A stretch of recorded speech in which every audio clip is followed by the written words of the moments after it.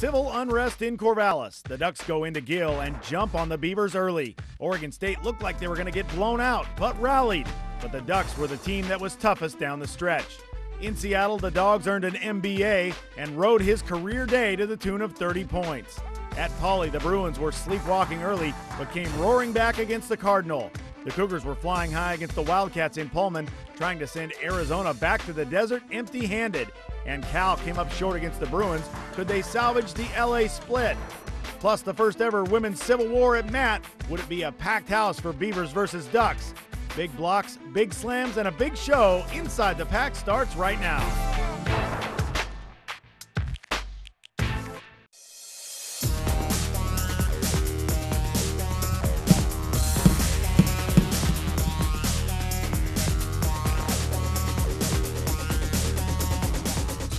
Beavers go to work, and Burton with it.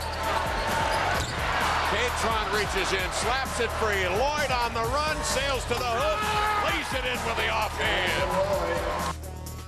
The Ducks come up clutch in the second half at Gill and pick up their first Civil War win in Corvallis since 2008. Hello and welcome to this Civil War edition of Inside the Pac. I am Tom Ward. He is Nick Krupke. And Nick, big things happened for the Ducks on Saturday against the Beavers. They shot 50% in a conference game. It's been a while since that happened. And they got some key stops late. Yeah, and for them, I mean, just huge to ride that. You look at the last time they met at Gill, March of last season, a 20-point blowout for the Beavers. Much has changed since then to now with the players that are around. I mean, Gill Coliseum, the only guy that had played at Gill Coliseum, played in a game like that before. So, I mean, you look at what they did. I mean, you get Garrett Sim finally coming around, finding his shot. That's what they recruited him for to do. He's had a tough couple-year run, but when he can get it going, he can get it going. And J.R. Strobridge came up big, too. That's why they got him. Yeah, Sim and then Singler, as Richard Siegler would have said back in the day in the football, they're Oregon kids. They came up big in the Super Bowl of Oregon. Yeah, and the big thing for them, they're no longer in last place. Arizona State now, the basement here in the Pac-10. Yeah, and one of the things, Oregon, we saw them working on that 1-3-1 in practice all week long. I think that really paid off in this game. I mean, they had good success breaking it early on, early and often, and they never really had too many problems getting the ball up the court, and then the Beavers went away from it. Yeah, and the Beavers kind of shot themselves in the foot, too. I mean, at least early. I mean, they had a lot of just some bad possessions in that first half that dug them into that 17-point hole, which, to their credit, you know, years past, maybe they don't even come back after being down 17. They do. They take the lead, which the Ducks would say, hey, let's try to hold on to that. But then you look at the numbers. I mean, Calvin Haynes, scoreless. Only the second game coming off the bench. 22 minutes. Maybe he doesn't like that a whole lot. Ahmad Starks, scoreless. Amari Johnson, nothing else really in the stat line. Coach says, let's go ahead and sit you down after 15 minutes. Well, certainly, if you no matter which way you want to look at it, huge win for the Ducks because now they're out of the cellar and they get a little confidence after beating somebody on the road. And the Beavers, coming into this season, were thought to be one of the upper echelon teams in the Pac-10, at least in the upper division. Yeah, and if they would have won this game, it would have looked a whole lot better down the road now. Yeah, then Oregon State would have been, have a winning record in conference and almost back up to it would have been 9-9 on the year. So, yeah, kind of a devastating loss for Oregon State, and on the other side, a good win for the Ducks. The last time the Ducks won in Corvallis, March of 2008, the only one of the Ducks in Saturday's game to suit up for that affair, senior Jovan Catron. Oregon coach Dana Altman in his first Civil War at Gill. Last season, the Beavers earned their first sweep of the Ducks in 17 years. 9,800 plus on hand for Saturday's 334th meeting. Catron, Jovan had missed the past 3 games, but came out firing misses. But Joe Burton stripped by Malcolm Armstead. J.R. Strobridge lays it in. Ducks in front 13-11. Oregon led most of the first half, but Burton kept it close early. The turnaround fadeaway. Nice move there. Ducks still up by 4, but Garrett Sim got hot. The gunner from Portland spotted up in the corner, knocks down a 3, 24-16 Oregon. Then Catron cuts in the lane, gets the feed from Medford's E.J. Singler, lays it in with a nifty reverse. Ducks up 10, and then Strobridge again from the corner. No good, but Teandre Williams there to fly in for the rim rattle and follow slam, part of a 17-4 Oregon run. They led by as many as 17 in the first, but then came Mr. Instant Offense. Lathan Wallace drives baseline, beeps down 33-21. Then Layson pulls up and pops a 3. A personal 7-0 run from Lathan. 33-24 Ducks at the half. Second half, Beeps still feeling it. Ahmad Starks inside to Devon Collier. O-State down just 4. Then more Lathan. Hits a 3 from the angle. Pulls the Beavers to with 1 at 38-37, and Wallace wasn't done. Moments later, another triple right in front of the OSU bench. Beavers take the lead 40-38. The Ducks, though, don't fall apart. Off the turnover, Jonathan Lloyd to Strobridge at full speed, lays it in.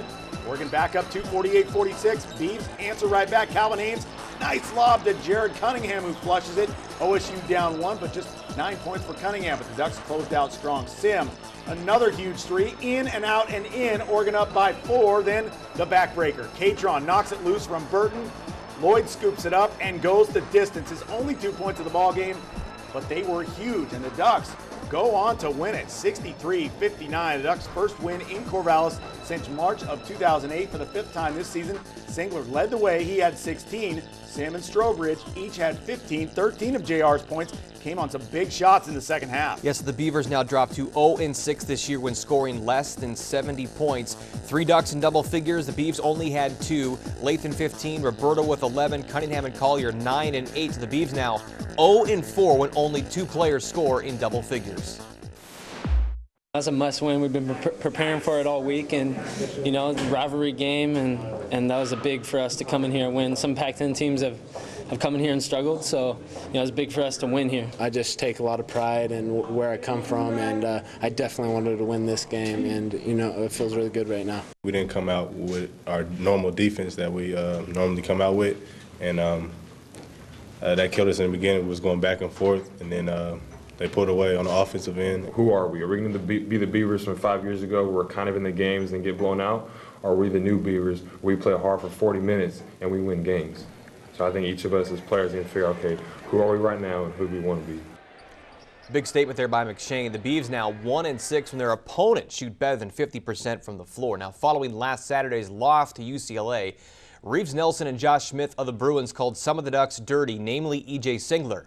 But was it cheap shots or just physical play? You know, they lack in size, they lack in talent and depth. The Ducks have to crank the intensity higher than the opposition. Obvious statement of the day, I know, but Oregon did that right out of the gates, doing it with some hustle, picking up 10 fast break points, and they built up some shooting confidence, going 48% in the first half, 52 in the second, from the worst shooting percentage team in the conference. And when you talk about the grit and aggression, EJ brings it, so does Tyrone Nara, the JC transfer from Rhode Island, just 2 points and 4 boards, but it sure felt like he had a whole heck of a lot more than that, and a real big win here before we make the turn to the conference season.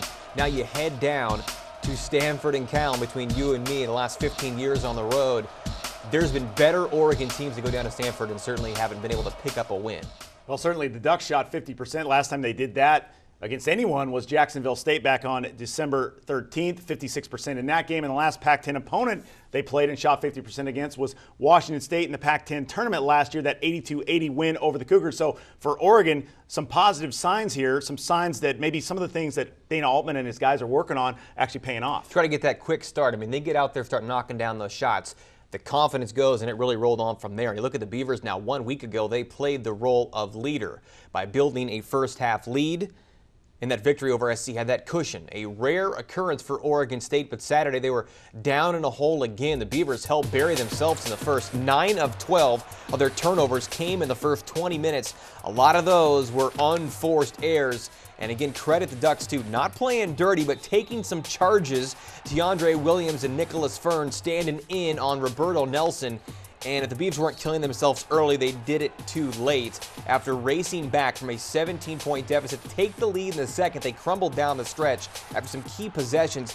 One of the turnovers, one of 4 steals by Calvin Haynes, and then Roberto, still a young guy trying to make things happen there, took it into EJ, didn't get it to go. They're still down forward. Lathan going up against EJ instead of going straight up with it, and then you saw that last play. That's the key play there as Burton put it on the floor, and Catron knocked it away. Good to get the big guy, get Duke back in there too. You know, earlier in the week, Craig Robinson pointed out, obviously, it's tougher to shoot 50% from the floor like they did last weekend against SC when you are down double digits. But again, a chance to really make some hay in the Pac-10 standings, couldn't quite do it. But you got to like the effort on the Beaver standpoint to at least come back as, again, down 17, a hole you never want to be in, but they did get out of it and did take the lead at one point. Well, and afterwards, Craig Robinson talked about that. He said, hey, in years past, maybe we're down 17 early. We don't come back, and they pack it in. Exactly. So from that standpoint, some things that Craig likes to see from his team, but certainly he was not pleased with the way they came out to start the game. Not the way he coaches them, not the way he wants them to start. No, where would they be without Lathan Wallace coming off the bench, too? You talk about Mr. Instant Offense. Totally. We've talked about him for weeks now on this show, coming in and giving them a lift, and he really came up big Carried on him in Saturday. the second half and into the first. I mean, just huge stuff for him. Yeah, totally. Well, the Civil War win now, the Ducks have pulled themselves up and out of the Pac-10 cellar for the first time this season. Still to come on Inside the Pac. We'll go back to Gill for even more with Oregon as they shot their way to their biggest win of the year. You know, I think everyone's bought into the fact of how we need to play, and we're all understanding the offense. And, you know, we had a week to prepare. So, you know, I knew mostly where my shots were going to come from, and so I was pretty comfortable out there. Plus, the first ever Women's Civil War at the new Matt Knight Arena. That's straight ahead when Inside the Pac continues. And as always, lots more Beavers, Ducks, and the rest of the Pac-10 online all the time at our website, InsideThePac.com. We'll be back after this.